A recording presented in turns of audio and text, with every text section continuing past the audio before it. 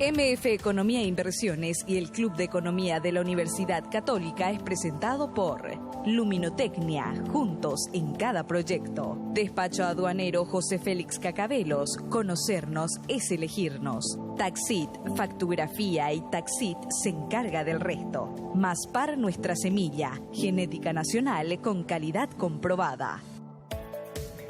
Damos la bienvenida, se encuentra con nosotros Alfredo Pereira de MF Economía por segunda vez en esta semana. ¡Qué alegría, Alfredo! ¿Cómo estás? ¡Qué bendición para la familia DC, ¿no? Para mí, por supuesto. Habré ganado algún premio, me habré portado bien.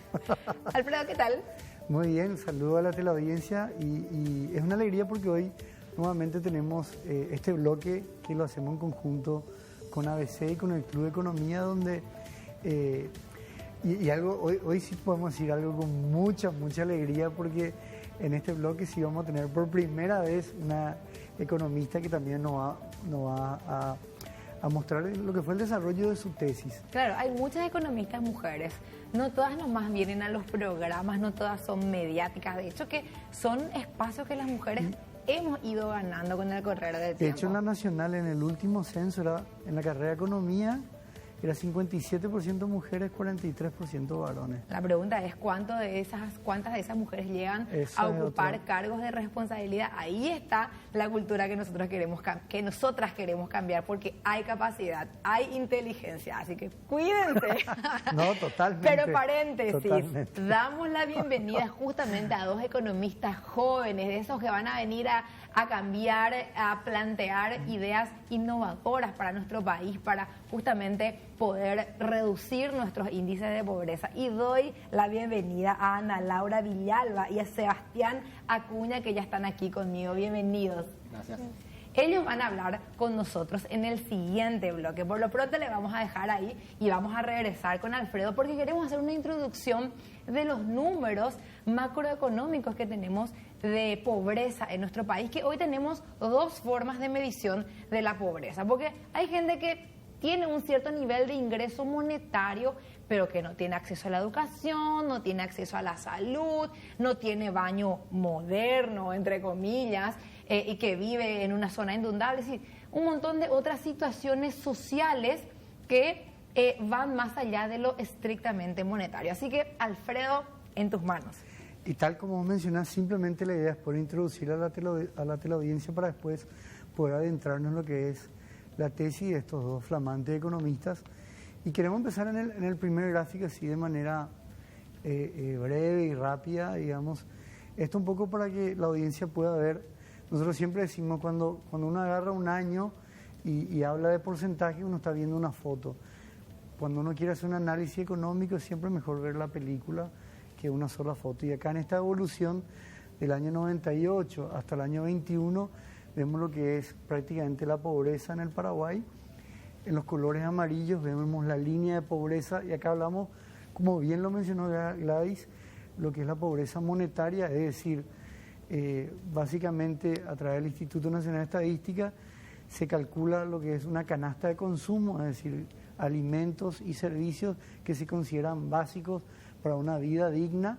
Y la pobreza extrema al revés, la pobreza extrema considera solamente una canasta de alimentos, es decir, las personas que no son capaces de tener los ingresos suficientes para adquirir lo que serían los gastos relacionados a cierto consumo de alimentos, relacionados al nivel calórico, que ni siquiera pueden satisfacer esa necesidad, se le consideran indigencia o pobreza extrema.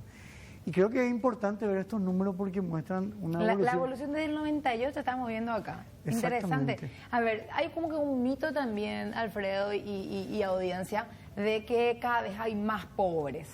Pero el índice de pobreza en realidad fue reduciéndose a lo largo de los últimos años. Exactamente, y vemos números importantes, imaginémonos en el año 98, donde la población era cerca de 6 millones, el 12%, prácticamente de 10 paraguayos, un paraguayo no podía satisfacer sus necesidades alimenticias.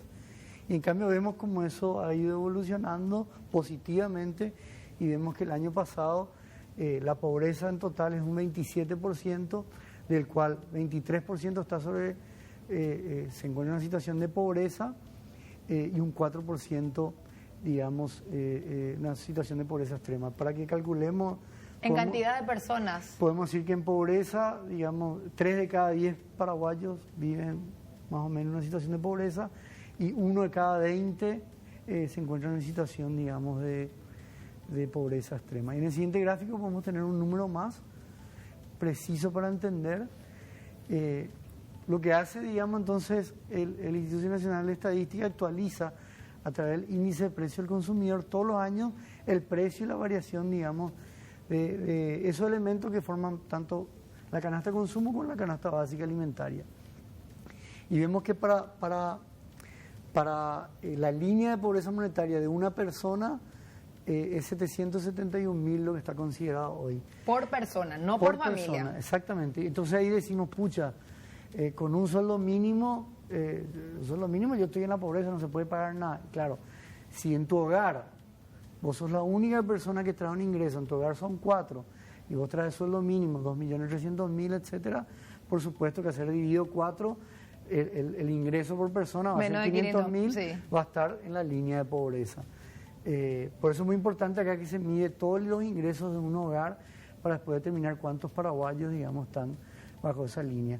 Esto igual, si lo comparamos con los índices internacionales, hoy se habla aproximadamente de que en la línea de pobreza son $4 diarios.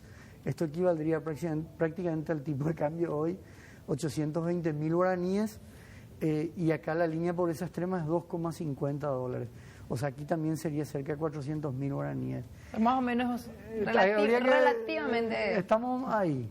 Y en el siguiente gráfico para cerrar, esto creo que es importante.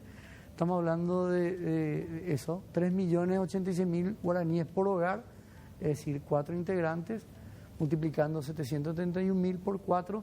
Este es el promedio que sale en la encuesta permanente de hogares, 4 personas aproximadamente por hogar. Y esto sería justamente el ingreso, digamos, que delimita la pobreza extrema. Pobreza monetaria, esto es lo que decíamos, acá nos estamos centrando en la pobreza monetaria. Todavía no hablamos porque muchos nos van a decir, ¿de qué están hablando ahí Gladys con Alfredo? ¿Cómo que la pobreza se redujo en los últimos años y cada vez tenemos más necesidades? Bueno, porque fueron surgiendo y hay explicaciones sociológicas, hay explicaciones culturales, y también que tiene que ver con la falta de atención a otras demandas de otros servicios básicos. Totalmente. Esto creo que es índice importante porque se puede comparar con otros países, pero como vos mismo mencionaste, esto ha mostrado muchos límites. Por eso hoy si bien ya a partir del año 2003 había ciertas metodologías con la pobreza multidimensional, ponernos de acuerdo en varios países, incluso la región, para poder también medir y comparar de manera estandarizada, ha llevado su tiempo y nosotros desde el año pasado tenemos ya un índice de pobreza multidimensional que abarca mucho más aspectos que simplemente el ingreso monetario. Bueno, y vamos a ver entonces la siguiente placa, que es la última de este bloque, para seguir un poco esta introducción sobre la pobreza en nuestro país. Hicimos un repaso de la pobreza monetaria y dice cuánto necesitó mensualmente una persona para adquirir una canasta básica de alimentos en guaraníes. Es más o menos la línea de pobreza de los últimos años. La pobreza extrema. Es decir, 312.000 guaraníes ha sido el último índice. Y acá hay dos fenómenos que son importantes. Si bien ha ido... acá vemos lo que ha sido el límite en guaraníes, pero yo nomás quería mencionar un fenómeno muy importante. Acá nosotros estamos hablando, porque también hay mediciones de lo que es urbano y rural. Nosotros estamos concentrando en lo que es la parte total acá, no hacemos esa distinción. Pero también algo interesante, Gladys, es que si bien la pandemia ha incrementado la pobreza en el país, eso lo vimos en el primer gráfico, acá hay un fenómeno muy interesante que en el año de la pandemia el campo sirvió de colchón y de aguantadero para mucha gente que perdió el empleo en la ciudad pudo refugiarse en su familia, en el campo, en su lugar de origen, y no así en el año 2021. En el año 2021 ya hubo una cierta recuperación económica, más actividad en la ciudad, y el campo sufrió una sequía enorme. Por lo tanto, la pobreza rural aumentó muchísimo en el campo debido a este factor climático y inversamente, digamos, la ciudad fue creciendo. Justamente estábamos conversando con Alfredo antes de este programa hoy, de que hoy el Banco Central del Paraguay presentó su reporte de revisión de Producto Interno Bruto para este año a la baja, porque se estimaba un crecimiento, se estimaba que este iba a ser el año de la recuperación. Después de 2 años tan difíciles, este 2022 iba a ser nuestro año, pero la sequía condiciona a un país eminentemente agroganadero como el nuestro. Y bueno, del 3,7% que se anunciaba o se proyectaba crecer para este año, ahora que estamos al cierre del primer cuatrimestre del año, dice el BCP, no va a ser 3,7, en realidad va a ser 0,2. Nada. Y hay perspectivas incluso que también tienden a la baja, o sea, que sea un crecimiento negativo. De crecimiento. Exactamente. Sí. Y ahí lo que vos mencionás, Gladys, es muy importante porque si bien la sequía afectó la campaña agrícola de una manera muy fuerte y ahí a toda la cadena, también debemos recordar que muchas familias campesinas viven del autoconsumo, es decir, tienen su producción agrícola para el autoconsumo y en ellos la sequía fue devastadora también. Y creo que eso es muy importante también considerar, digamos. Y lo último para cerrar, Gladys, que nosotros hablamos siempre en la consultora, importante, la política fiscal de transferencia social, que ahí no me sale la pronunciación, pero voy a tratar, es PTUO. ¿Cómo es? Qué bochorno, Alfredo, qué bochorno, pero un genio. No, porque siempre me corrigen en la consultora. Un genio y no sabe siempre me decir corrigen en la consultora. Bueno, está bien, PTUO, no importa. PTUO, digamos... Decí nomás PTUO. PTUO. Estuvo la genialidad, digamos, que ¿qué hizo esta herramienta política? Básicamente logró llegar a la gente, no hubo intermediación en el sentido que la gente no se quedó con el dinero en el camino, y esa persona que recibió ese subsidio no es que usó ese dinero para gastar de repente en otros bienes, cigarrillo, alcohol, etcétera, sino que estaba delimitado a través de la tecnología a poder utilizar en compra de alimentos.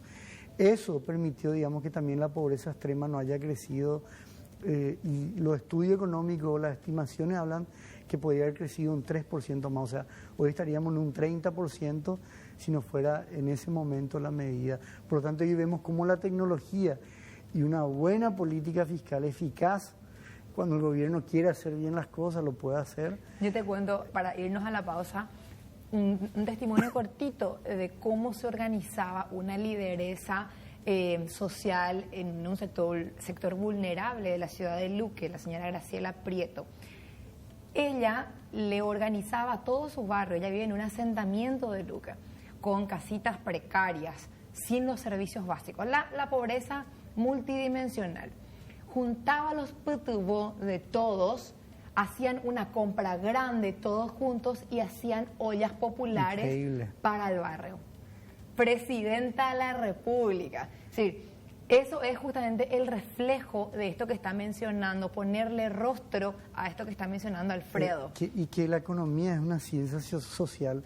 Cuando hablamos de pobreza, hablamos de también lo que nos define como seres humanos cuando queremos vivir en convivencia y en una sociedad, cuando tenemos rostros, sean culpables o no culpables, y ya entra el tema de los niños, que ahí es donde quizás más nos afecta.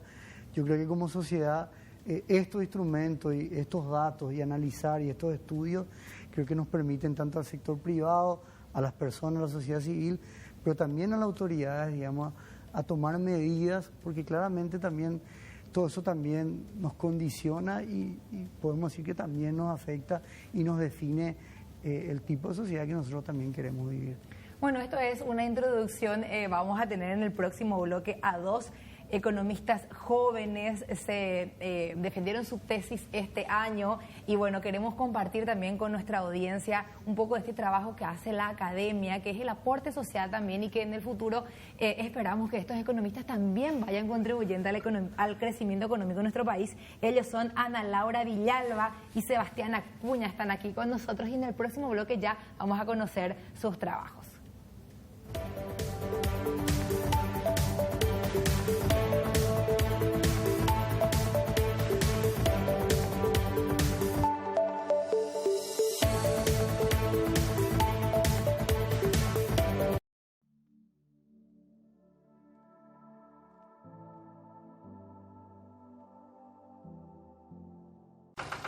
En estos primeros 5 años hemos dado grandes pasos, convirtiéndonos en un protagonista importante para el desarrollo rural del país.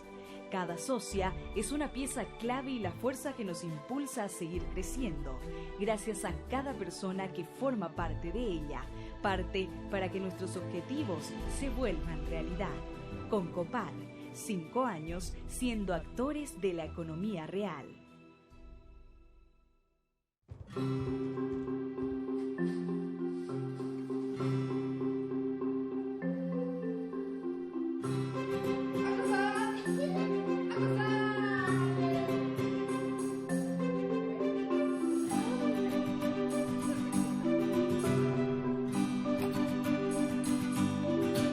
Un banco 24 horas en el celular para Silvia significa más horas con sus hijos. Si estás vos, está Itaú. Itaú, hecho para vos.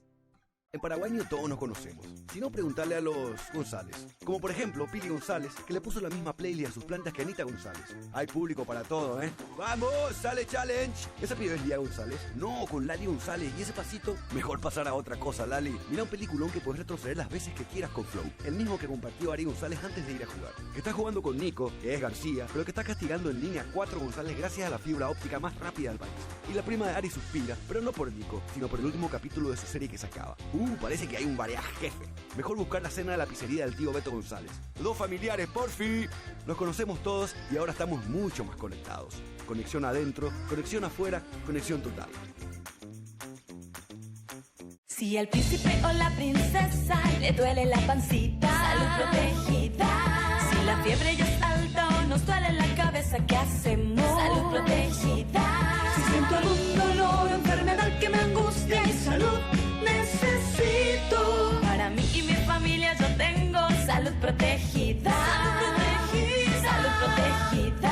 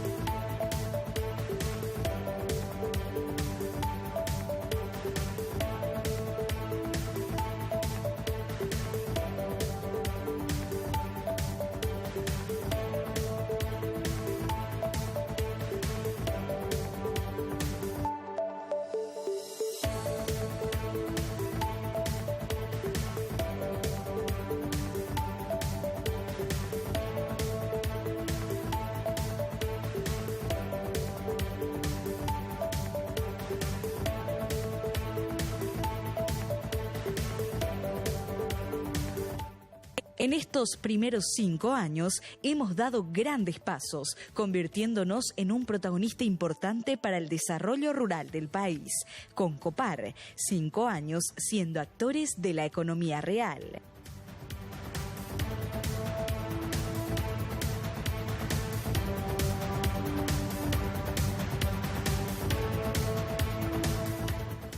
Estamos de regreso en Factor Clave. Hacíamos en el bloque anterior una introducción sobre la pobreza en Paraguay aquí con Alfredo Pereira del equipo de MF Economía, y en este espacio en que vamos también dando lugar a la academia y al aporte que hace la academia en los trabajos de grado, en las tesinas o en las tesis. Algunos dicen que la diferencia está no solamente en si es un posgrado o un doctorado, sino que también en la complejidad del tema. Bueno, eso me dijo mi tutora a lo mejor para tratar de convencerme nomás en su momento.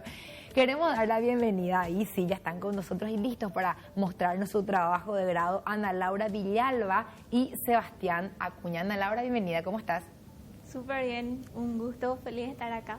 Bueno, bienvenido también, Sebastián. Muchas gracias. Bueno, aquí ya tengo mi ayuda de memoria por si es que no me olvido sus nombres y les cambio. Bueno, eso no me va a pasar, ya está acá.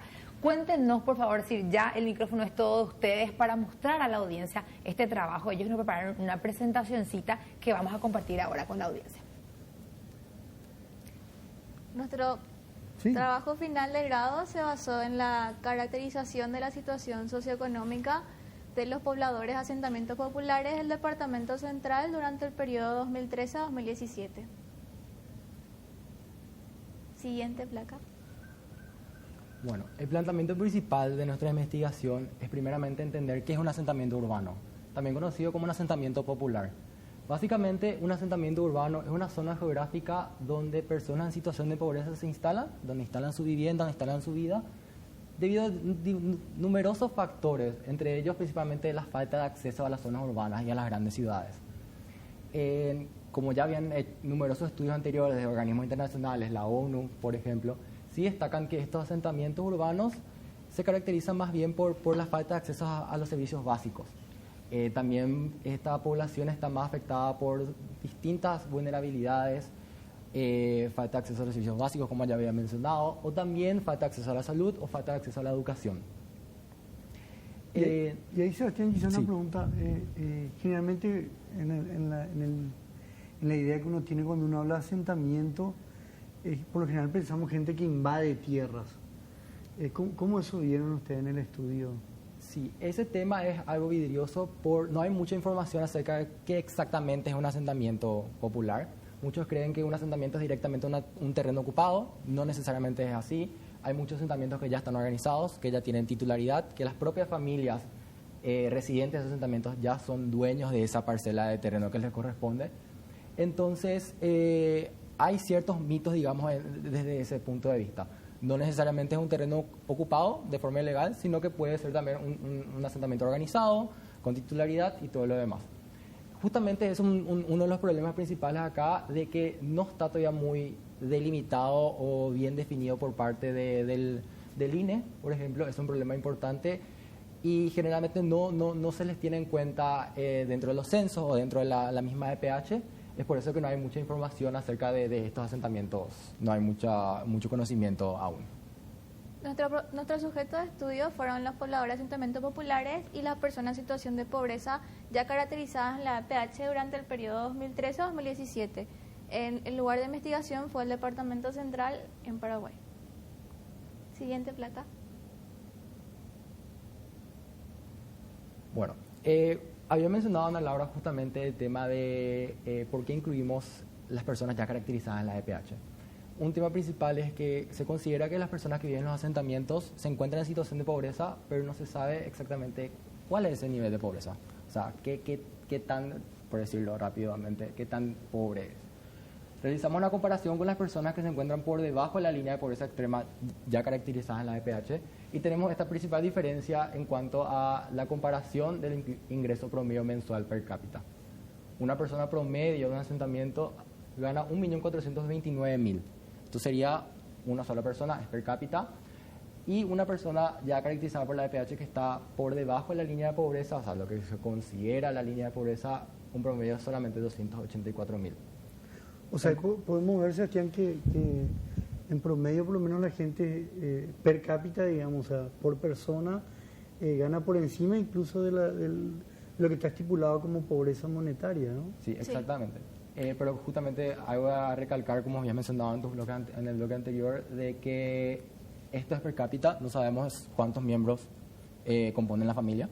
Pero, Ana Laura, ¿esto es dato del INE o es dato del universo y de la muestra que ustedes tomaron en su investigación? Sí, usamos dos muestras.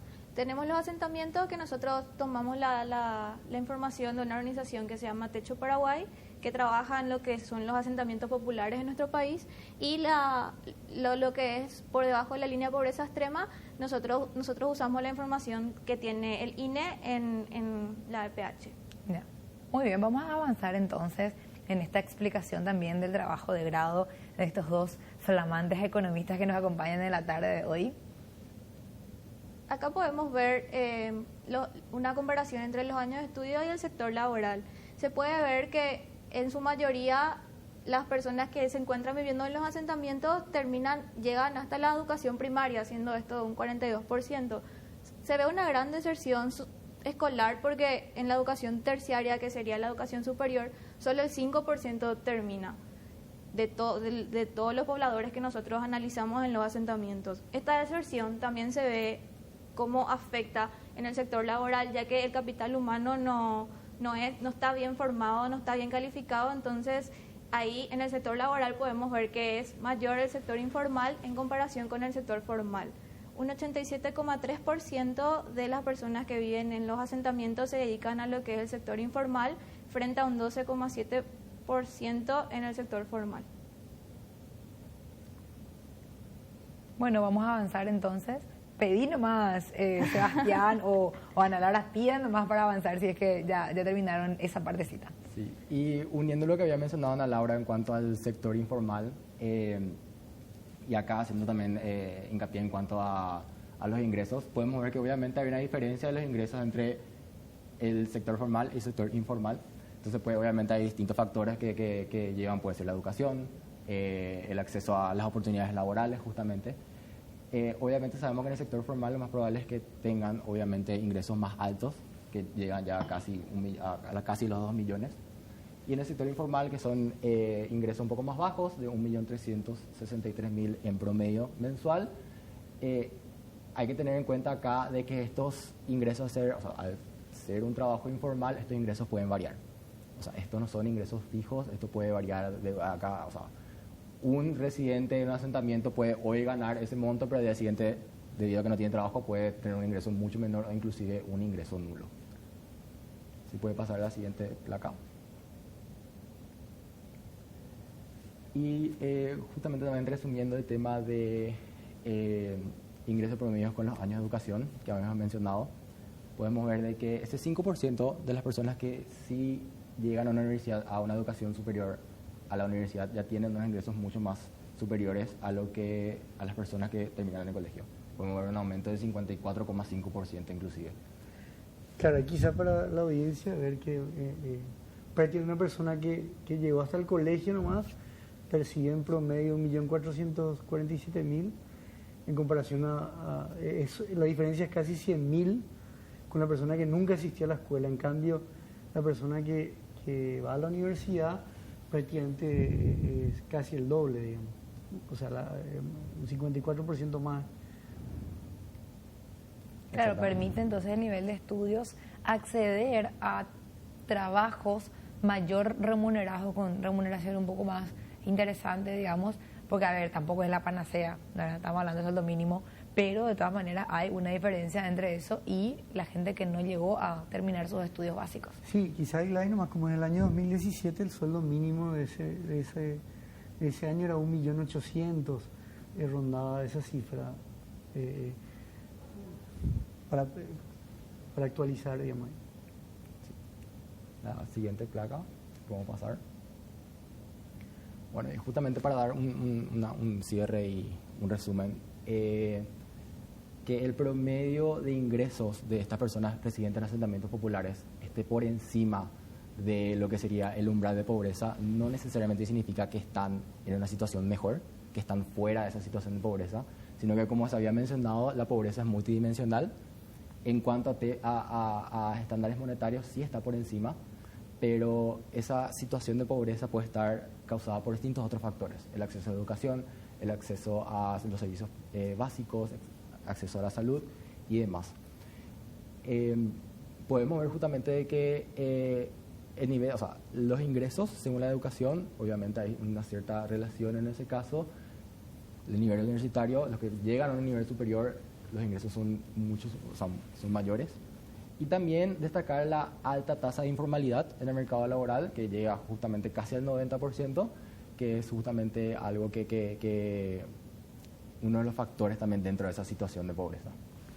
En cuanto a las recomendaciones, como dijo mi compañero, no hay una definición y no está bien delimitado qué son los asentamientos populares por lo que es el Instituto Nacional de Estadística. Entonces nosotros creemos que lo principal es eso, tener una definición, saber bien dónde están, qué son, para luego poder usar esos datos y llevar a cabo políticas públicas pertinentes para esta población. Y en cuanto al sector informal, creemos que se pueden realizar talleres para formar más a las personas y que éstas puedan acceder a empleos más formales que a su vez aumenten sus ingresos. Bueno, yo creo que estamos viendo una presentación muy interesante y Alfredo también tenía una pregunta que hacerles a los estudiantes ya, a los economistas, mejor dicho, pero que tiene que ver justamente con esto que eligieron. Sí, básicamente, ¿qué les motivó a elegir esta tesis? Bueno, la verdad, la primera vez, en mi caso, cuento una historia personal, digamos. La primera vez que pisé un asentamiento justamente con techo en un trabajo de voluntariado, básicamente vi una realidad totalmente distinta a la que estamos acostumbrados de día a día. Bueno, eso era todavía un estudiante de colegio, entonces siempre quise saber, bueno, qué causa eso, por qué esas personas viven en esa situación, cómo se puede mejorar esa situación. Obviamente es un camino muy largo, siempre me llamó la atención, continué los trabajos justamente con techo, entonces fue algo que justamente quise plasmar en mi trabajo final de grado para dar un poco más, digamos, una base de lo que serían también investigaciones futuras de por qué esta situación y cómo esto se puede mejorar. Bueno, ¿quieres también aportar, agregar algo a eso, Ana Laura? Sí, creo que ahí es donde Acu y yo nos hacemos amigos, porque a los dos nos interesa mucho el tema de la desigualdad social. Desde pequeños nos llamó mucho la atención y creo que los dos creemos firmemente que es algo que se puede disminuir con el tiempo. Entonces, ahí es donde decimos, bueno, vamos a hacer la tesis juntos. Muy bien, muy genial. Muchísimas gracias a estos dos economistas jóvenes que nos acompañaron en la tarde de hoy, Ana Laura y Sebastián. Alfredo, tenemos que despedir este bloque. Así es, saludamos a la audiencia y dentro de un mes vamos a estar con nuevos flamantes economistas para presentar y seguir aprendiendo de ellos acerca de los estudios que ellos realizan. Muy bien, y nosotros mientras tanto nos vamos a una pausa. A la vuelta seguimos con muchísimo más de Factor Clave. MF Economía e Inversiones y el Club de Economía de la Universidad Católica fue presentado por Luminotecnia, juntos en cada proyecto. Despacho aduanero José Félix Cacabelos, conocernos es elegirnos. Taxit, factografía y Taxit se encarga del resto. Maspar nuestra semilla, genética nacional con calidad comprobada.